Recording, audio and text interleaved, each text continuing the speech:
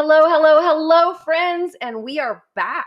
I'm back. I'm back in real time. I'm home from being on the road, and I cannot express to you a better perfect. It always works out like this. It's this perfect synchronicity of exactly who it is that I need in the room to talk out literally what I'm dealing with in life. Tonight, I have my friend Char Roberts with me for dinner tonight, and it was perfect. Everything about our experience of just having dinner together was exactly what I needed. And if you think about like all the times you say to a friend, like, we're going to go eat, we're going to go have dinner, we're going to have dinner together, we're going to go get a glass of wine, we're going to whatever. And we've done a little bit of that, but you say it, and then you never like get there.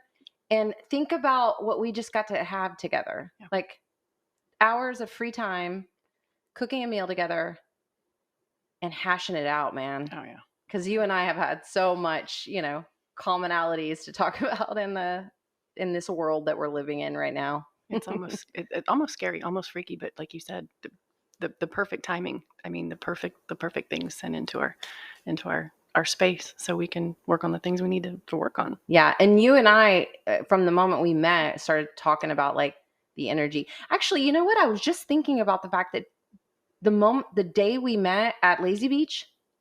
Yes. Do you remember how like crazy I was about and unhappy about my relationship? Yeah, I remember the energy.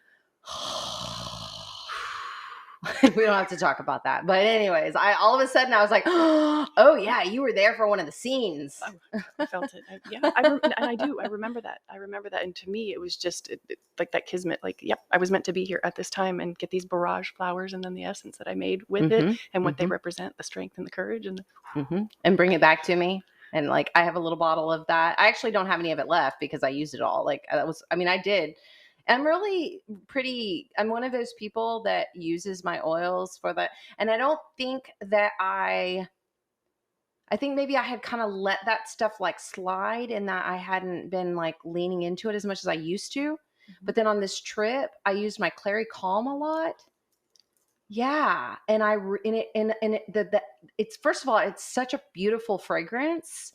It just smells good, and I smell good when I wear it. And so when I go out into public, it's like, oh, people are like, oh, you smell good. But then on top of that, it literally like, that is too funny, because this morning I needed it. And what did I reach for? A bottle of Clary Calm. Yeah. So I'm like, and I put it everywhere. Yeah. So that leads into exactly the main reason I was using the Clary Calm so much is because I was going to use the F word just then, but I'm going to try to keep us out of explicit.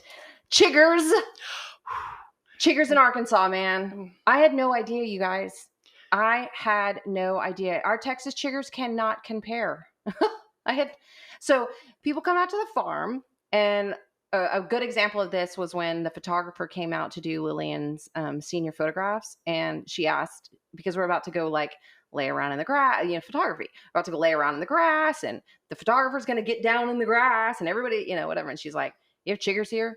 And I'm like, maybe one or two. I mean, I literally have had like, one chigger under my armpit or one around my waistline, and they're kind of obnoxious, and you pick them and, whatever. And I look like I had a venereal disease. Like, it was so bad.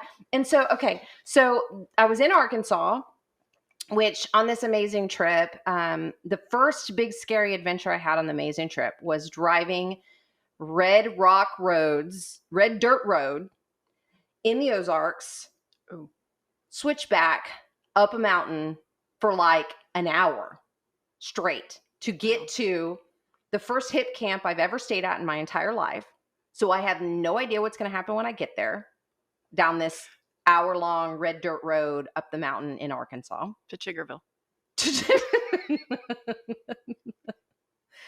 But I get there, and they're, it's really nice. They've got a setup where they've got it set up to do like a lot of people doing hiking and RTV. What do you call those vehicles where people drive around in the woods, and, those ATV, yeah, like that kind of stuff, and like Jeeps and, all that kind of stuff.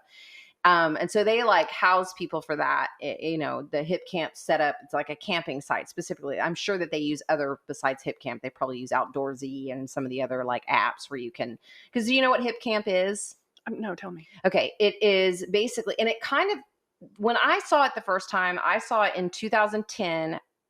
They came to a farm conference, the Tofka Farm Conference that I was at. And the guy introduced himself to me and told me basically what they were trying to do was get people to turn more of their personal land into campgrounds, campsites, and things like that, especially farmers, because all the farmers on small scale farms are looking for agribusiness, basically. Like, what can we do on our property? Because we're not making money on tomatoes. Like, no matter how much somebody tells you, we're not making money on tomatoes. What? There's no money in broccoli. There's no money in broccoli. There's no money in broccoli. And so we have to figure out 800,000 other ways to make money on our property. And so Hip Camp was one of the things they came up with. And it's, and it kind of depends on where you are, like, as to what's available, what they're offering. And so I probably paid like $25 for the night. So it's like hostel campground kind of staying. Farm. Wow. Yes. This place was just this amazing, huge farm. And they had each place was cordoned, like there's a tree, and then around the tree, it's all nice and mowed. And then there's a fire pit, and they put me down. I might've been the only camper, and they put me down, kind of over the hill. So I was actually very private, even though it was very open where I could see the sun come up and the sun go down, and everything was just perfect. I had the most beautiful pictures of me next to a tree, hula hooping with the beautiful sun coming down behind me in Arkansas, right? But I had just, because I don't have a lot of experience with the woodlands, because I'm from the coast. And I skip off into the like high grass, and I come back out of the high grass, and I look down at my legs, and I'm covered with tiny little bugs. And my intuition told me immediately, those are chiggers. And I was like, oh, please God, don't let those be chiggers, because I'm going to be covered in chiggers. And then it was 80 degrees that night, and I was so proud of my setup, and I got my setup, and I warmed up my chicken noodle soup, and did my hula hooping at sunset. And I took a picture of my pest repellent was my Nag Champa and my Terra Shield, Oh yeah. I love the Terra Shield, but it didn't. Did they like it? Did they eat it? And no idea what I was. I think actually Terra Shield helped a little bit, but I was so nonchalant about it. I was like, spray, and then just kind of rub it around a little bit. And so there's places where you can tell where, like, all of a sudden they didn't eat you there. Right. And I'm like, I think that might've been the one spot that I got some Terra Shield on, which Terra Shield and Claricom are both doTERRA oils. And if you ever are looking for doTERRA oils, I can totally help you out with that, by the way. Incense and Aislynn, with their hula hoop and, trying to experience my 20-year-old self on the road, doing this whole thing. And I itched all night long, was miserable. It was 80 degrees, so it wasn't exactly the most comfortable in terms of heat. But honestly, that was the most obnoxious story of the entire trip. Everything else was just a dream and was wonderful. And I had such a great time. I have so much more to talk about that as things go along, but wanted to talk to you a little bit about this term that I heard recently by a young woman in her 20s. So kind of those catchphrases that get kind of like we started talking about the non-player character NPC and like how now that's become kind of a trend. People's, use that a lot, even though I don't know that they know the original like concept of where that came from. I know they know the game part of it, the video game, right? But they don't know like why that became a vernacular that we started using. But she would use the term, she kept saying, 10 toes down, 10 toes down. Do you know what 10 toes down means? I've never heard that before. 10 toes down. It's basically a commitment. It's like, stand up to what you say. Vow that what you're saying is the truth and that you are committed to it. And you're going 10 toes down. Like, I'm grounded. Like I'm grounded into it. Grasping on to a branch. Mm-hmm. Yep. I'm in, I like that. And so today, after having heard that a few times and kind of some of the stuff I've been going through and trying to figure out like after the trip, when I got home back to the farm and after all the things I've gone through and trying to figure out where I'm going and what I'm doing and how's this going to work and all over the place trying to figure this out. And one of the things that I was concerned about at the end that I was starting to like move in the direction of is impulsively giving up on what I had created and moving back onto the grid, basically moving back into the corporate world, moving back into the knowing like the depression that I was feeling was feeling that part of that, but just I hadn't really committed to anything yet. I didn't know really what I was doing or where I was going. And so that concept just, it was almost like a aha moment for me. 10 toes down. Yeah. One of the things that I have felt is that what's coming for this world is scarier than I even want to, because I have this visionary nature. Like and so I've been trying not to zoom out a lot, or maybe even not wanting to, because I was afraid. And also knowing that that predictions are limited to the idea that once you put that information out, it changes. Yeah.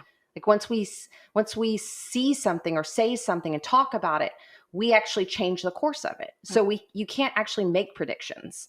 You can make general observations that could occur, right? But you have no idea where they'll actually end up, because just the idea that you've called it out in a prediction could make it completely change, because people are like, no, I don't want that, or personally you say, no, I don't want that. And so you make changes, and then it's not that at all. That's not your prediction. What you predicted is not that at all. Hence altering the course of it just by speaking it. Right. Exactly. And so because of that, I've been really not really thinking about that too much, scared of it, not really trying to focus on it or whatever. But what I know about my life right now is that I've done the work to be prepared for these scary things that I'm foreseeing. Yeah. I've been through the challenges and the pain to handle mentally things that I can see a lot of people in this world are not going to be able to handle mentally. Right. We saw that with the pandemic, that people didn't handle that mentally well. No. Really not anybody, right? I'm also on my trip, and as I'm having conversations with people at the dinner table and kind of everywhere, that outside of like a couple of people, pretty much everybody is uncomfortable with their life right now. Like everybody feels this sense of like, things are not right. No. And while we're, let me just go buy some more things to make me happy, because that's what we always use as our satisfaction. Yeah. Like, okay, well, I'm going to go out with my girlfriends on a trip for the weekend. I'm going to go to a wine event. I'm going to go see a movie. I'm going to whatever. And those things could solve the problems, but they're not solving the problems for people anymore. Like they're not finding satisfaction in them. Not certainly like we the used people, to. right? Not like we used to, and not even when you're gathering with friends. It just seems different. It's like a placating. Like you're in their presence, but you're taking on then and feeling this overall sense of doom and gloom, and people don't know what to do about it. So there's this surface conversation. Yeah. And it seems like that we didn't really have that before. So the really connecting with people, I don't think is happening as much. So when we find someone, when we find each other, when we find those that we really connect with, or we see other people connecting, we ground again, and we set our roots back down. We're like, this is what I like. This is where I want to be. I do better things here. And then everybody else, like NPCs, they're on the outside kind of looking in, and we feel safe there. You feel safe in that. And then you go out into the world and you come back. Yeah. And it just feel a little bit safer here. But at that same time, we lose the connection with others. Yeah. That makes us having the ability to be okay with things aren't perfect. Things aren't so comfortable. Like things are a little bit hard. They're challenging. There are challenges to solve. There are whatever. And I said this to you earlier, and that is, I've always felt like I was just a little bit ahead of the curve. And I honestly believe there are people that are even way further ahead of the curve than me. But I just, like 2019, I felt the pandemic before the pandemic was here. Like I had the experiences of this massive, this happening to me in 2023, when there's predictions of war in 2026, like world war in 2026, by our government leaders saying those words out loud. Getting comfortable without, getting comfortable with pain, getting comfortable with losing people you love, getting comfortable with, I think what the 10 toes down thing did for me was it had me lock into what I'm doing here on the farm even more than ever before. And and one of the things that I've started doing is that I have a Patreon account, and I call it Aislynn's Whims. And there's a backstory to that, but I don't want to get into it. But Aislynn's Whims are fantastic, and she can do anything she fucking wants to. There it went. That's my one. Darn it, I don't get one now. Don't worry, you can say one and I'll delete mine out so you can. Oh, that's a friend right there. Yeah, exactly. So I've got this Patreon account, and now I can, say things that I wouldn't necessarily say publicly to fans that are paying to be a part of it with me. And I'm excited about it. And so I'm going to continue to keep doing that. It's $5 a month. And so you could sign up, like, for some of the people, they might have signed up just because I was talking about the road. I was on the road and I was posting things on the road. And now that I've done it, and now that I'm getting better, and I've already done the road once, I'm going to get even better at it. Like, I'm going to be even better at creating all different kinds of interesting content to put here. And I can put different things there because it's not public. Yeah. It's a handful of people that's slowly growing, and it may grow to a size that I like have a certain number I want to keep. And then I have to decide whether I'm going to be more PC with the way I talk, or whatever. But the truth is that now it's like, I can let all of these leveling up, meandering of channeling and ideas and things that are coming out to me just like flow out into content streams, and then share them with an audience that's paid to get to hear this information, and then see where that goes. And so far, so good. I'm like very happy with it. And so if anybody wants to sign up for or to be a patron of Aislynn's Whims, you go to patreon.com/it's just Aislynn, and you'll see it right there. And of course, if you just want more information about it, send me a DM and we'll talk about it. So, but that's something you should definitely get on Patreon if you're not. I'm going to yet. look at that. I'm going to look at that because I like to ramble about things too. And we just go down deep into that rabbit hole. Yeah. I just sit there and talk about that rabbit hole often. I find it at the farmer's market, when people come up and I'm talking about the different things. Yeah. All of a sudden there is a crowd. And so then what you need to do then is make a note of some like interesting concept idea, or like 10 toes down. Yeah.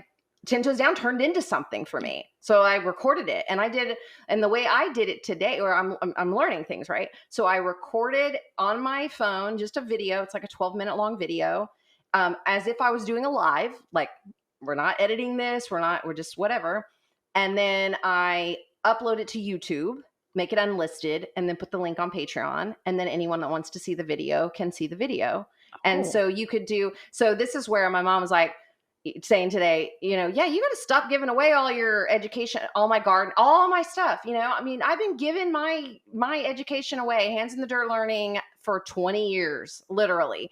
And, teaching at the Learning Garden, and teaching and online, and teaching and teaching and teaching and teaching. And now I'm like, it's time for me to go all in with the people that are serious about getting ready for major changes in this world. Absolutely. And minimally, you guys, even if we don't end up in a world war, the economy is not good. Neither's the food system. Exactly. So, we're like, there's some things we need to take care of. There's some, issues with our health that we need to be on top of. And even if and I honestly, I get a lot of support from the generations older than us, right? And our generation. Mm-hmm. But I think that it's the next generations coming that are like, we know we need this now, because we are the ones that have to survive this shit and actually live through it, and then have kids and raise kids through it, and all of that kind of stuff. And so I'm sure there's people out there listening to this, probably not so much on my podcast because my audience is pretty used to what I'm talking about.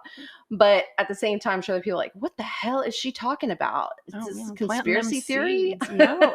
Well, and that's the wonderful thing about the Patreon is you can talk about what you want. You're not going to have all of this, you can talk about this and talk about that. Yeah. And really when you're putting genuine content out there, the people that need to find you will find you. We found one another. And the more that we put out things that come from our heart, we find our vibe attracts our tribe. I've always said that. That's been one of mine.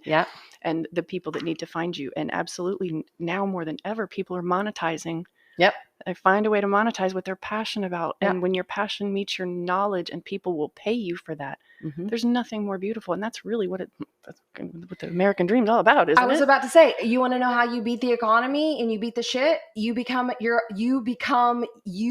greatest asset. Yeah. You are your wealth. And I think honestly, that's what that trip taught me the most of anything, that I am extremely wealthy because I am a good asset. Like, I have a lot of knowledge. I have a lot of professional experience.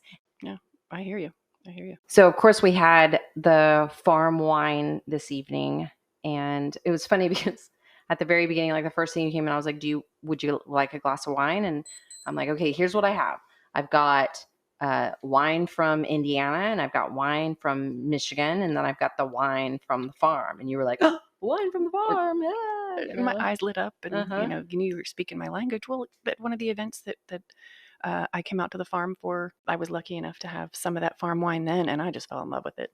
Oh, yeah. It was just delicious. Yeah. Just delicious. And you mentioned that like sometimes the red wine will give you a little bit of a headache. And one of the things I love about the farm wine is because he's not trying to like ultra ripen it faster, or, I mean, there's just like certain things like commercial production that, additives, basically, that he doesn't have to add to it. And so it doesn't have all the same things that potentially make us sick in it. Yeah. Give us the headaches, and doesn't need the pesticides, and doesn't need the, so you taste that grape. And I just asked just a little while ago about what type of grape it was. And it sounds just as fabulous as the wine itself. The Spanish Lenoir.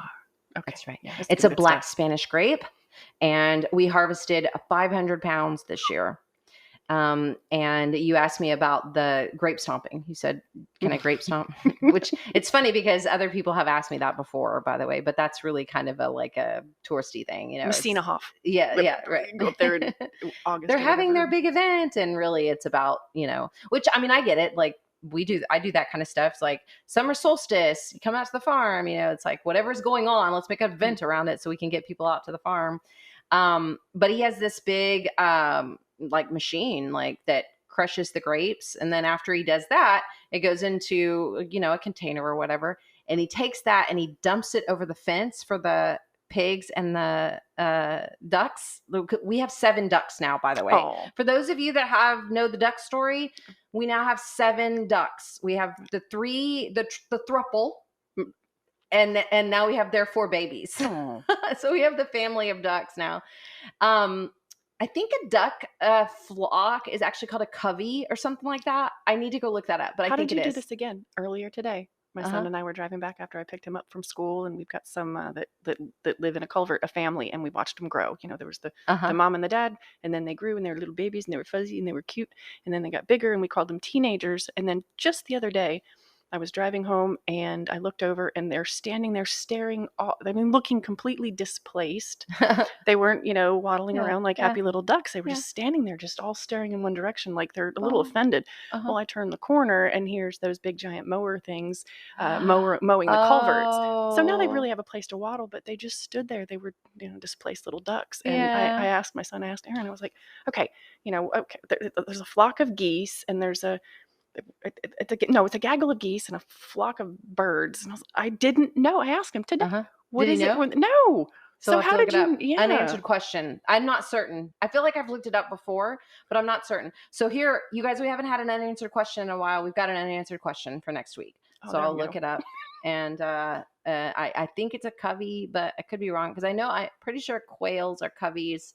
But I feel like I've drank wine before that was called like Covey Hill, and it had a picture of a duck on it. Like, I feel like that's where I've learned. Speaking of wine, right? Anyways, but the best part about the excess going out to the pigs and the ducks is that everybody gets in there and then they all go pass out. Oh, that's awesome. They love it too. And then the pigs have like red faces, like all like just like wine stained. Like, it reminds me of like the monks, I guess, from the olden days, when they were making wine or whatever, and they were just like kind of, maybe I'm thinking of like Disney characters on like Robin Hood, the big fat monk,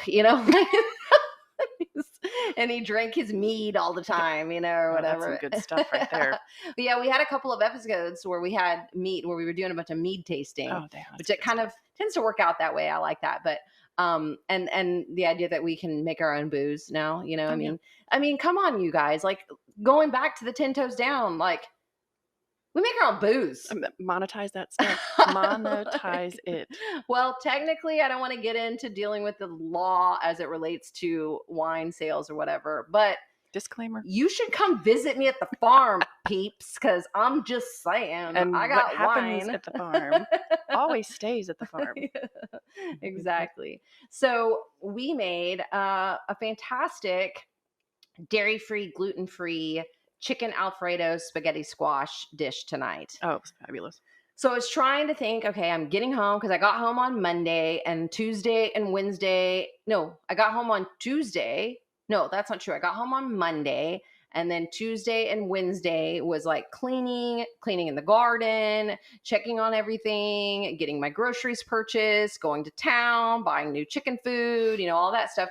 And then Thursday, of course, is like cleaning my house and getting everything all situated. So I'm like, I had no idea. Like, I'm like, I got to record a podcast on Thursday, and I have no idea what we're going to cook. And I always want to try to keep it with something coming from the farm. So like, what do I have? And I was like, okay, well, I guess maybe we could do like a frittata or something, because my chickens are actually laying eggs again, which is really nice. And I was having an issue where they were eating their eggs, and it got really bad. And so basically I had to deal with the chickens. That's what needed to happen. Hey, y'all need to pull your weight on the farm. I'm just saying. Honestly, I think that I may grab a few of them that I know are not laying eggs anymore, and they're not like super special to me, and just like take them to the very back of the pasture and let them be free range for as long as they can be free range. Because they're eating food and not laying eggs. And eggs. I don't have like an ornamental flock yet. I don't have like an ornamental like coop or whatever. So don't send me hate mail about these chickens, please. I'm doing the best that I can. They get their own spot in the pasture. Yeah. So anyways, I ended up saying, oh yeah, I know what we can do. Instead of making a frittata, we can use one of these spaghetti squash.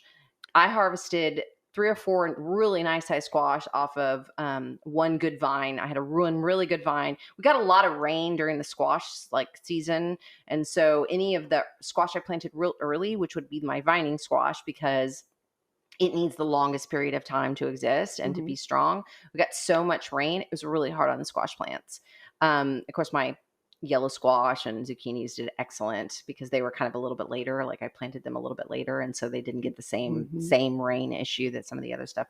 But I did grow really nice spaghetti squash this year. Yeah, that was a good size, and the flavor, and it just the way that it just you pick it apart with a fork and it looks just like spaghetti. And for those that are that you don't often cook with it, or if you've never been brave or wanted to try it, it is easy. Mm-hmm. She made it in the Instant Pot. I did. You can also take it and throw it in the oven, cut it in half, sprinkle a little oil on there, 25 minutes, and then just get it soft enough. And then you scoop out the seeds, and you can replace a lot of other, well, especially like pastas. Spaghetti squash, it's got the name for a reason. Right. I did a Italian sausage spaghetti squash a couple of weeks ago, and it's got a really good texture. So that was a really good pick, and you couldn't have done better on the choice. I used the chicken breasts, boneless, skinless. I had some, and I used that. I use Cook's Venture, which is a brand you can actually buy at HEB, certainly at the Portland HEB. Mm-hmm. I'm sure you can probably buy it at the Roberts HEB in town as well. And Cook's Venture, for those of you that don't live in the Corpus Christi area, Cook's Venture is likely to be at your places too, because it's not, I wouldn't say it's a big national chain type of thing, because it's smaller scale than that. Mm-hmm. But they're using all of the rules that I would live by for meat. Mm-hmm. And so it's an option rather than buying a whole chicken at the farmer's market, which I'm happy to do that whenever I'm at the farmer's market. But one of the things, and you probably know this because you go to the farmer's market regularly, you go to the Wednesday farmer's market regularly still? Yep. Started vending there last night. Oh, okay, good. I'm back. You're back. Okay, that's what I thought. I thought you had said you were there. The meat vendors aren't there every week anymore. Either one of them, right? Really. That's right. I didn't see him. I didn't see him. So sometimes I show up and there's no meat, which is like the main reason I'm there, especially in the summertime. But even still, the main reason I'm there because I've already got the vegetables. Almost everybody else has. So I haven't been able to run across the meat at the farmer's market as easily as I used to.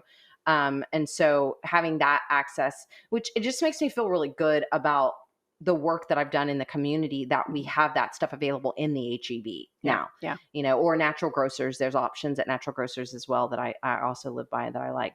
A yellow onion from the garden, of course, garlic, thyme from our herbs, kale, which I actually use some kale from the store, but then you make the Alfredo sauce and it's, cashews soaked overnight, coconut cream, some more garlic, salt and pepper, nutritional yeast. Oh, I love that stuff. I do too. Okay, and then you told me that you have a recipe for broccoli that you use that on. Cheesy, crispy, vegan broccoli. I need that. And it is like crispy. And yes, I will send that right over. And okay. You can link it too if you want to. But I'll put it in the show notes. It's one of those where the kids don't have seconds, they have thirds. I want that. So yeah. And I go through about 2 pounds of it and it's so easy. It's so easy to make. And broccoli, so when I've looked at making kale chips from the kale at the grocery store, the kale at the grocery store is too expensive. The organic kale at the grocery store is too expensive.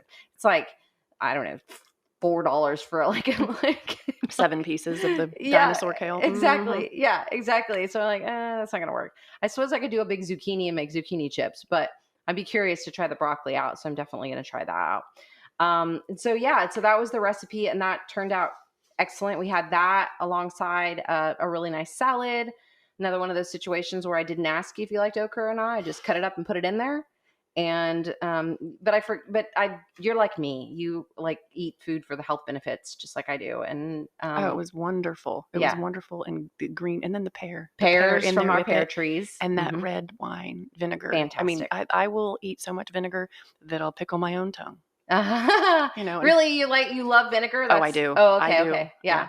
That's cool. And then I pulled out a bottle that I showed you. I had harvested because when I get home, all the okra's too big, although I did get just enough okra for our salad. And then I go over and look at all your hot pepper plants, and all the peppers on the hot pepper plants have gone from the little green peppers that you were harvesting to these beautiful purple and red and yellow and orange and all these great colors. So I have these beautiful Tabasco peppers that I put in with the red wine vinegar and made a bottle of that. And that's going to be good. I think so too. And if you like spicy, that's, it'll be hot. So you could still use a pickled spicy tongue. Exactly. Good. Yeah. Yeah. I also today, because I harvested a ton of basil while I was out there, tons and tons of basil, I made a basil salt, and then I made some more of my pizza salt. But what I love even better about it this time is that I had a ton of red serranos. So when I mix those in, so when I'm making and many of you have already heard me tell the story again, but I'm going to tell it again for those of you that haven't. I make salts with my herbs, and I do 80-20. That's my, amount of seasonings or other types of ingredients compared to the amount of salt, because salt. Yeah. And the salt, and then how I dry it in my oven at 170 is what, preserves it basically. But then it's a seasoning, and my pizza salt is basil, and it could be a mixed variety of basil. The only one I don't mix in there is the holy basil, because I use that for other teas and things like that. And it's real sweet. And so it's got a little bit of different flavor. And then garlic, of course, and then oregano, and I use a Cuban oregano because I have so much of that, and it's so succulent and such a good plant. And then the red serranos in it, and I zip that up in my food chopper and put it in the oven at 170 until it gets hard, and then I'll throw it back into the food chopper again to chop it back up to make it smooth and fine. And then it becomes this beautiful seasoning that I can, of course, give to friends or sell at the farmer's market, or whatever. It smelled so good. It's good. Yeah. My pizza salt goes over really well with a lot of people. That blend, yeah. Mm-hmm. And that one's going to be extra good because it's got so much of and you can see the red flakes. You can see them in it too. So the other food eating things that have happened in my life in this last week were the road trip foods. And I made a huge batch of chicken soup. And so I ate chicken soup, but I froze them. So I had them frozen in my ice chest. But that's only lasts for a certain amount of time. So by the time I got to Michigan, I was to the end, and I had like 3 bowls left, and I actually shared that with Tommy and her husband Doc. And so I was able to like get the rest of that out. So there was none of that wasted. I also had brought with me I found a hamburger patty at Natural Grocers that I eat. That's got like mushroom and onion in it, I think. And it's from Thousand Acre Farms or something like that. So that's a farm that any meat that Natural Grocers sells, as long as it doesn't have sugar in it, like hickory smoked bacon with sugar in it, something like that. I will eat that stuff. The places they're buying from, the techniques they're using, the regenerative farming and the no antibiotics and all of that kind of stuff. Natural Grocers meat is all meat that I'm willing to eat. And so those hamburger patties have become a staple in my life as a single woman. Like you need a hamburger patty to just like cook up with some potatoes and, like whatever. You used to have kids around your house to feed. So, oh my dear Lord. Yeah. So you're like, I'm still busy cooking and cleaning. Like, I don't. You are what you eat. So when you're paying attention to, not just where the meat comes from, like the store you're buying it from, but how is it raised? What is it fed? And one of the biggest things, and in what I do, for health reasons especially, things like omega-3s and omega-6s, we talk about those a lot. And omega-6s are actually highly inflammatory. Omega-3s are lower. And depending on what the meat eats, what the cows are eating or what the animals are eating, it's going to affect the omega-3 to 6 ratios. So even just eating the wrong meats that are raised and processed the wrong way, you could be causing more inflammation in your body, even though you've chosen to adopt a more healthful diet. It's still important to know where you're sourcing your meat and how it's raised and what it eats. It's funny where it became like red meat's not the problem. It's the way the red meat ate is the problem. That's kind of, because I eat quite a bit of red meat and chicken and all of it, but it's all, Cows should eat grass. Yeah. Cows shouldn't be eating. Well, and they also shouldn't be eating a broad scale antibiotic that they spray on all the fields everywhere to kill the weeds. Every single time they eat that. And then that's what's causing us to have leaky gut and these all issues. The crap that and these are things I talk about here at the dinner table nonstop, because my food that I eat all of the time is a huge part of the conversation. Food is definitely medicine. Absolutely. And there's a quote by Anne Wigmore. Food can be the most powerful medicine or the slowest form of poison. Oh, I literally watch it. I watch it in people. I watched it in, recent past, experiences with people's healthcare and all. I mean, it's just, it's a mess. So there was that. I had boiled eggs. I made myself breakfast tacos, and the tortilla that I use is not actually a tortilla at all. It's it's a coconut wrap. Thrive. Well, actually, you can buy some at Natural Grocers. I think they're smaller amounts and they're kind of a smaller size, but it's like having a taco. Of course, I took with me, I had this like this little pantry box. And when I would go inside someone's house or in the air conditioning or anything like that, I would take the box inside with me, and it had eggs in it, like raw eggs, ready to cook when I was ready to cook them. And of course, if you know that you don't have to refrigerate eggs, then you just carry eggs in your pantry box and you don't leave them in the hot ass car where they could cook. You can leave them in your pockets. Yes. Or in my pockets. Exactly. That's what I do with them. And then I brought potatoes that I had grown here at the farm, onions that I grew here at the farm. Nice. And I would make myself like breakfast tacos every morning. And then the very, very first morning when I did it, I cooked up some bacon that I'd gotten. And then I had like pieces of bacon to cook for, and I saved the bacon grease in a little thing. And so on the days that I didn't have any more bacon, I just used my bacon grease to heat up my potatoes and then do that. So I like had legit breakfast tacos like almost every. I mean, I gained 10 pounds, you guys. I think I just yelled that on the mic, but I'm like, I am curious to see like what happens. I was not expecting to gain weight on this kind of a vacation. Like I get it when you go on like a super indulgent, like Las Vegas, eat everything and drink everything vacation, you gain 10 pounds when you come back. But I gained 10 pounds traveling down the road, eating some breakfast tacos out the side of my car.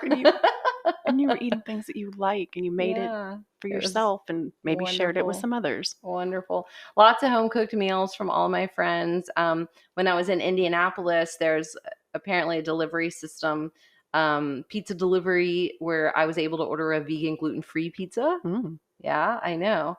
And of course, steak, salad, and potatoes. Like if I went to any kind of a restaurant, like a friend would take me to a restaurant, I would eat like, an inexpensive little like petite filet, or something like that they'd have, and have a nice salad and potatoes. And, I'm still trying really hard to, be real cognizant, like how many potatoes am I eating, and how many legumes am I eating, and how many nuts am I eating, and how much coffee, and how much wine, and all the things, the chocolate, and all the things that I cut out during the AIP, just to make sure that I'm, keeping because I think that the thing that I loved the best during the 120 days was the clarity of mind. Like and I can tell you that my mind is not as clear right now as it was during that time.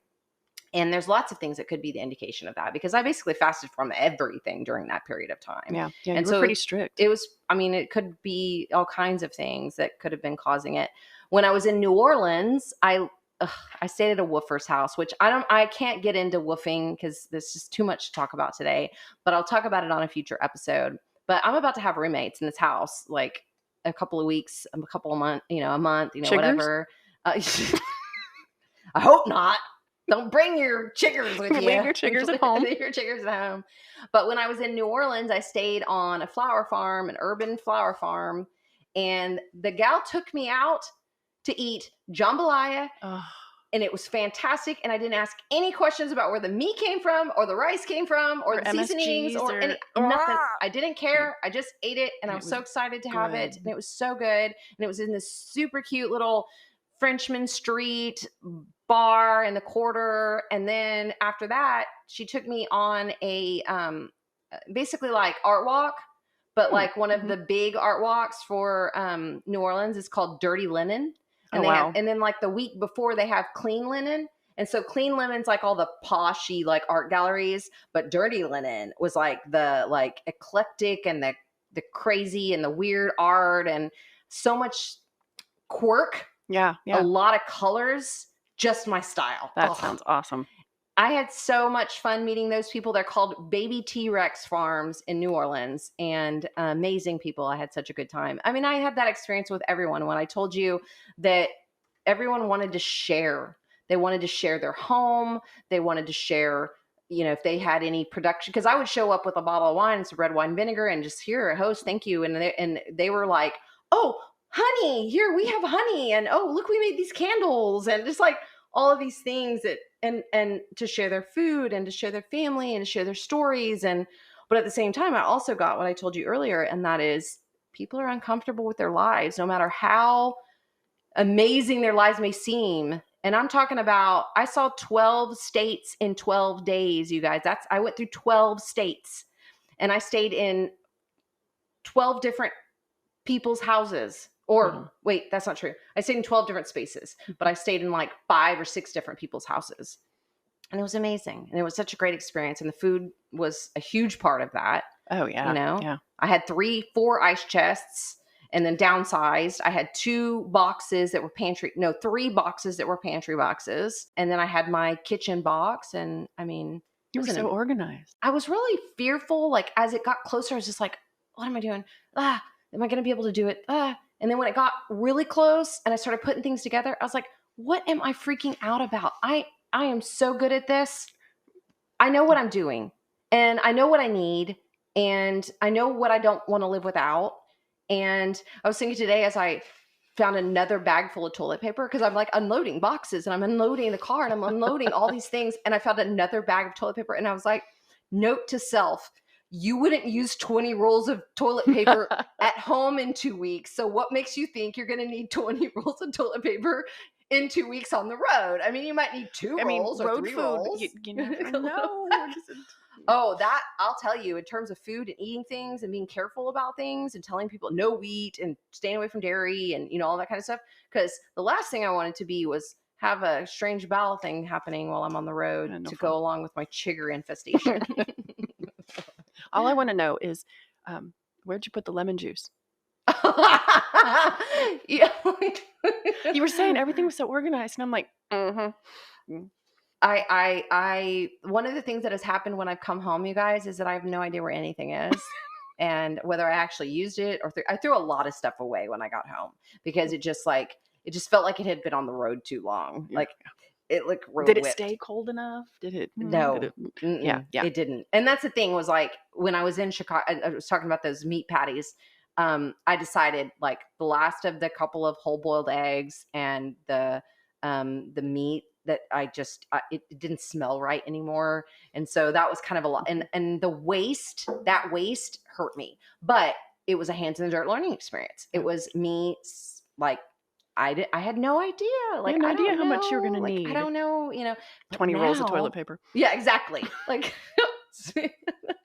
I was in the toilet paper. I was having flashbacks of toilet paper shortages. Yeah, there you go. There you go. That was some real struggle there. One of the reasons I was most excited, and certainly see it as synchronicity, to have you out tonight to have dinner with, is because I know that in that early meeting, and I think we'd probably met each other before that, but like we hadn't met, like we hadn't sat down to talk, that you were going through at that time the beginning stages of a split up and becoming single yourself. And I know that since I met you, so that's been a few years ago, that I've watched you like go 10 toes down. You're like, I'm in it. I'm in this wellness. I'm going to, get my education. I'm going to build my business. And I'm going to, in the meantime, I'm going to you do other things to create cash flow for yourself. Like that, like you mentioned a minute ago, I heard you say cleaning houses. I know I've seen you sit at houses and probably do you do some dog watching? I don't know. Like what all kinds of extra things do you do besides? Oh my gosh. Yeah. That really getting myself through and refusing to get a 9 to 5. Yeah. And really sticking with, I mean, I was in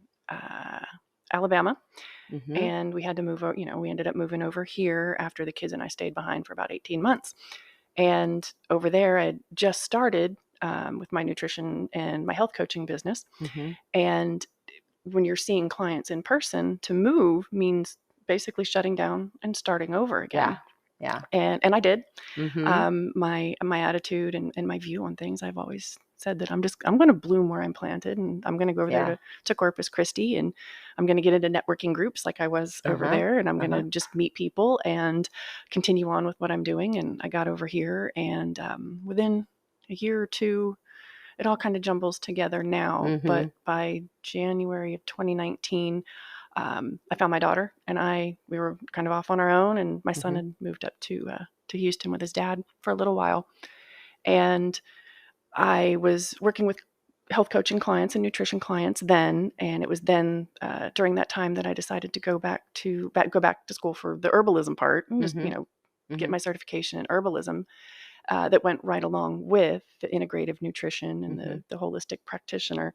It all kind of went together, and I knew that I wanted to continue to help people and to, like you say, use food as medicine to heal their bodies. And also there's some life coaching in it too. Yeah. And inspiring people. And, really what I'd like to do is work with women and help them, love their bodies again, and know that no matter where they are, they can get back to where they want to be. But yeah, I had a friend who asked me about helping her clean a house, and I went and did it. And the ex during one of the times was not employed at the time, so I was cleaning houses, I was coaching, meeting with clients, attending networking events, and then I'm like, okay, well, I know a lot about these plants, and people like it when I make them teas and mix things together. So then I just threw that out on Facebook. I've always been pretty good about just putting myself out there. I don't really care what anybody thinks about what I'm doing. I know these things help people, and so I started making teas. So I'm making teas. I started selling them. I'm involved with the Padre Island market. So at that market there, I would set up my booth and sell teas, and at the time doing little balms and tinctures and other little goodies. And then I had some realtor friends who asked if I could come pet sit and house sit for them while they're on vacation. I just got two that I do this for, and so I'll go and stay in their beautiful homes on the island and love on their fur babies and pet sit and house sit, and just for them. I don't really do cleaning for people that live in the houses, except for those two. But since they're realtors, I will do make readies and get houses ready for people moving in and moving out, and all of these extra things extracurricular activities that I do just seem to fill in these gaps. And I call it opening up all the faucets. Yeah. I need them all. This one's dripping. This one's flowing right now. Man, I need this one to get better, like all of that. And then go in, well, for me, monetize Patreon, monetize all that content you're putting out there, all that education that you're sharing, every single thing. And so I ran into my friend Cheryl, who was on the podcast just a few weeks ago. Last night, I didn't run into her. I met up with her to bring her something, because one of the people I stayed with was her parents, which was fantastic. They're in Lake Conroe area, and they sent home, the family sent home a box for Cheryl. So I got a chance to meet up with her.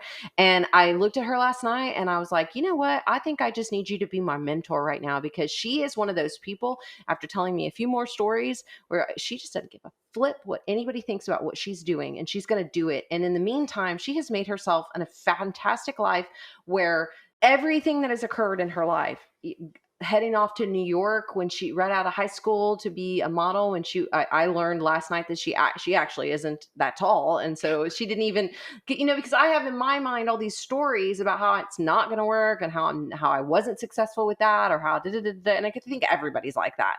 But to then, like sit down with her again and talk, and for her to encourage me on the trip, all that. And then the next podcast, you come in, and I know you've been on this basically a very, very similar journey, a breakup that was really hard on you, and, dealing with kids through it all, and then trying to make your cash flow work, and then sticking with, I'm not going back into that corporate system again. And I think your background as a veteran also, it makes a difference to me in like how you handle the stress of, problem solving and, all of that kind of stuff. I always listen to your stories of the times that you lived through stuff, in that leadership capacity. And so I think listening to you explain, I'm doing all the things right now that I'm comfortable doing. I don't, like these are my friends and they're realtors, and it's these kinds of houses. And I sit for these people because they're people I know that are really close. And I mean, basically it's exactly what I'm trying to figure out right now, what you're doing, and it's impressive. Thank you. The really envisioning it. I want it to look like this. I want to set my hours. These are the things that I want to be doing, and envisioning it and fighting, just constant. Sometimes it has really felt like a battle. But Army taught me a lot of that. I just continuing to just put one foot forward some days, really not knowing how I'm going to make it, but never, ever giving up, just putting one, make a bad choice, make a bad decision, do the wrong thing. And I just kept trying. I never gave up. There was just no other option. That's what I wanted to teach my children is that there's no other option. I mean, you only fail when you stop trying. And that is one thing that they can say, is that they never saw me stop trying. And to teach them that lesson, and to work with other women, and to help mentor anyone. And that's it, to connect and inspire and teach others that they can do it too. And when you talk about the people that, when you see people and they feel a collective, just something's not right. We need each other more than ever. And very often I'll be like, I don't really feel like peopling today. But really at the core of it, I'm meant to be here and to connect with other people and love them and teach them how to love themselves. And it doesn't mean that, we get along with everyone and that we're everybody's cup of tea. But speaking of tea, it's a constant struggle, but at the same time, they can be non-player characters out there by themselves if you're not their cup of tea. Exactly. I ain't gonna share my tea.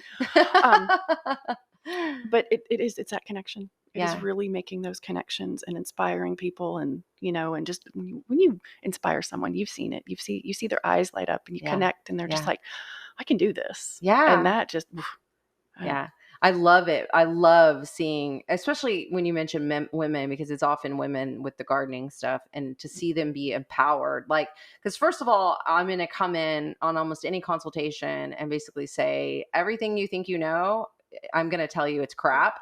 And I'm going to tell you everything that your granddaddy did, you can't do anymore because the gas prices are what they are now. And that means fertilizer and everything you're going to spend money, it's never going to be worth it. It's never going to even out for you.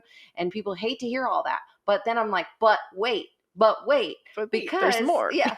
Then after I spoil all your grand ideas, I'm going to get you back to reality, and I'm going to put you on a track that's going to make you successful if you do your stuff, if you do the things. And frankly, all the nutrition stuff is really that way. I mean, all the wellness stuff, anything we do with wellness or nutrition or gardening or, grounding or life, anything we're trying to talk to people about is I can give you all the advice about what I've done and what I've learned, but at the end of the day, you are responsible for making that happen. Yeah. And we lived in a world of, I went and I paid that person and they're supposed to solve this problem for me, and they're, whatever. And we just have this odd expectation. And, and I think that there's an element of those of us that are doing it to understand, like, I don't want to keep saying non-player character all the time, but just like that mindset is not a part of what creates my value system. Yeah. Right. No. This has got to be about me, and it's got to be about a commitment to what I desire and what I want to show my children and what kind of legacy I want to leave to the world, and what is the expertise that God, the source, whatever, gave me to do as Aislynn, this one experience that is literally my own independent existence that is nothing like anything else that has ever existed on the planet before, after, during, whatever. Nothing else can compare to who I am and what God has me, what is my thing. And what you have to give. And right. What you have to give. Yeah. And that when it's knowledge, and when we share knowledge with others, I tell people all the time, I'm going to give you information, but you have to do something with it. Yep. You've got to take it and do something with it. You can't just take these papers home or these notes or this binder or the things that we talk about and sit them on a shelf and wonder why it doesn't. Don't get mad at me for the work you don't put in. Yeah. But if you need help, ask for it. That's the other thing I tell people. I'm like, part of being my client means that you can just message me and ask me a question. And I'm very honest with you. If I start to feel like there's a lot of questions, I'll say, hey, it's time to schedule another appointment. Yeah, exactly. Like that kind of thing. Exactly. But ask. Don't be afraid to ask for help. Speaking to myself, don't be afraid to ask for help, So, okay. So tell everybody how they can get in touch with you to get your services for help, find you with your tea, whatever you're up to. Tell people how they can get in touch. Whatever I'm up to. Yeah. Okay. Thank you. I have a company called Life and Wellness. I'm a board certified integrative nutrition practitioner, graduated in 2015. After I left the corporate world, left all the imports and exports and ocean freight behind, and went back to school for nutrition. And so I've got Life and Wellness, and that encompasses all of my nutrition services, my coaching services. I do workshops throughout the community. I've got an elderberry workshop coming up. I've got 2 different women's hormone workshops. I'm going to be putting on a thyroid workshop. Facebook page is Life and Wellness. I'm in between websites right now, but Life in Wellness on Facebook. And also I have a tea company called Coastal Leaf Tea Company. And right now I'm vending at the Grow Local downtown farmers market on Wednesdays from 5 to 8. Also part of the Padre Island Market. Our next market is coming up in October. Just look up Padre Island Market. Green Waves on the island. Brian over at Green Waves. He's pretty awesome with all of his CBD stuff. And he's also a veteran that has overcome a lot of medical issues. And he carries my tea also. And just Coastal Leaf Tea Company on Facebook. Yeah. I think that's about it. And people just message me and they'll meet me different places. Like today I was at Women in Business, one of the events that goes on here, one of the networking groups. A lot of networking groups, creative referral network. I have to get back into that. Since I moved out to the farm, I haven't done any of it. And that's I a thought, haul for you. Yeah. And if you think about the one that I met you at was Coffee Waves in Flower Bluff at 8:30 in the morning on a Friday. And I keep thinking it's going to happen in the summertime. And I'm like, no, No. Even the noon ones in the summertime, I haven't made it to. So I'm going to have to figure that out. Like figure out a way to get back into some of the networking events. Well, good. Thank you so much for giving us a little bit of details about that. So, man, I kept you way past your bedtime. It's been fun. Yeah. I talking about driving at dark. I worked really hard on the trip not to drive at dark at all. And then one night in Michigan, we were driving and I ended up yelling at Tommy because I just like, well, first of all, I know Tommy very well and I love her very well. Hi, Tommy. Yeah, I know. Exactly. I'll make sure to send this to her. And she told me she wanted to tell you something, but now I can't remember what it was. So, I know one thing she told me was that she was really bummed that she didn't see you again this last time. Right? Like we didn't see, maybe, I don't think we saw you at all. The last thing that was here, I don't think, no, she wasn't here. It was last, it was the last one. It was the time before. Yeah, it was great to be with her, but driving at night is you said our eyes are changing and it's terrible. But you know what? I don't like what I don't like to lean into because I believe that my mind tells my body what to do. I believe in that like 100%. And so trying to understand that better means number one, you got to stop the conditioning that we're old and that our eyes are old. I'm old and my eyes are bad. When you're 40, that's when your eyes change because that's all coding. That's all things we've been taught to believe. And then of course our body does what our mind tells it to do, you know? That's a good point. And so that's, why I've been acting as strange as I have been about my glasses and my eyes and all of that. But it doesn't change the fact that when I'm learning how to say no, I don't want to drive after dark, especially in places that I don't know. I know my way home here. Yes. I don't even have to look at my map now. So otherwise I would be like, I gotta drive at night. Yeah. Let's do the table topics question, a random question. I've got 4 cards here. I'll let you draw one out and then I can ask it of you. So just draw one and hand it to me. Oh boy, I'm feeling this one right there. That one. Okay, got it. If a coworker needed to leave early and asked you to punch her time card for her, would you do it? Depends on where I'm working. I know, right? When I worked for Southwest Airlines, no, everything was electronic. Yeah. I don't know. That's a tough one. That's a tough one. You comes in with that the integrity, but then the friendship side. I think for me, like what you said, it depends on where I'm working. Yeah. Like, I think it depends on like the vibe. I think it depends on, I certainly like, this would be a good example for me of learning to say no, because I think that when I was younger, I would have not wanted to upset the person and I wouldn't have said no matter what the scenario was. I would have done it and then I would have felt guilty about it and then I would have felt shame about it and then I would have felt bad about it. And so I think that learning to say no, but at the same time, I think that there's scenarios where I'd be like, well, I don't give a fuck about these people. And I said it more once. That's it. It's broken. Maybe they won't count it. Maybe they won't. Yeah. I don't know. I can always press it through and see what happens. I can also delete things out. So let me say that again. I don't really care what people think sometimes. Listen, integrity wise, if I don't care enough to protect them from doing that kind of crap to them, I probably shouldn't be working for them to begin with. And so that would tell me some things about that. And it does tell me things about age. Because I think now at this stage of my life, it's probably something I couldn't do. Yeah. Yeah. And that's a good point. Because I've been the boundaries, boss. Saying no. And, I'm also a military and the way that I was raised. I'm also a rule follower. Yeah. Sometimes I'm not a rule follower at all. That's the thing with me is that I always like find a way to like, I'm not a rule follower. So why would I follow this rule? And does this rule make sense? And, I justify, cheating, which I'm not a cheater by any means, but I think nowadays I think to being the boss and how that really hurts a small business or a nonprofit so I think your initial response depends on where it is, if I'm working for some giant corporate jerk, then I probably wouldn't care. But if I don't care, then I probably shouldn't be working for them to begin with. You know what I mean? Yeah, absolutely. Absolutely. I am so glad you came tonight. Thank you so much for coming and sharing your time with me and being the friend I needed tonight to talk out some things with, and always being the friend that I need because you've been around and I appreciate that. And thank you so much for having me. I was excited to come out here and talk. The food was great. Cooking the food was great. We work well together in the kitchen. Yep. Anytime you want to do that, have me out. I really enjoyed it. And it was, again, the perfect medicine and topics, you know, that those synchronicities.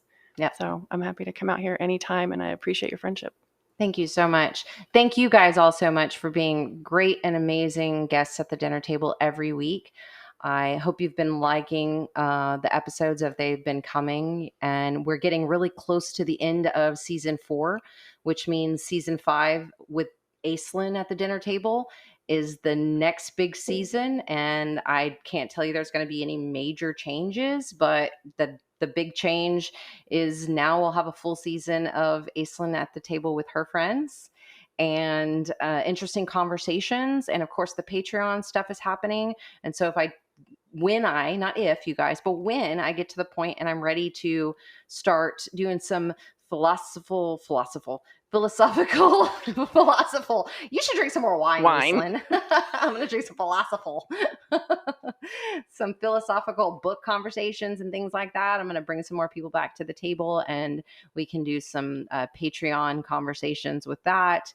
Of course, you also know that you can just generally support this podcast and help me continue to keep having the great efforts of this podcast. When you go to the show notes page, that's dinnertabletalks.com. Right at the top of the page is an option to support the podcast. Please throw $5 at me. It would be really helpful if you support what I'm doing to help me keep those cash flow streams open. And then, of course, know that I'm about to start coming out big time with everything that's happening in the fall here on the farm and all of the efforts of gardening education, garden consultations, farm tours, any dinner events we're going to do out here at the farm, anything else that I'm going to do at the farm, I'm going to be coming at you guys with that more because I'm 10 toes down now. You're 10 toes down. Watch out for them chiggers, though. Bye, guys. I love you.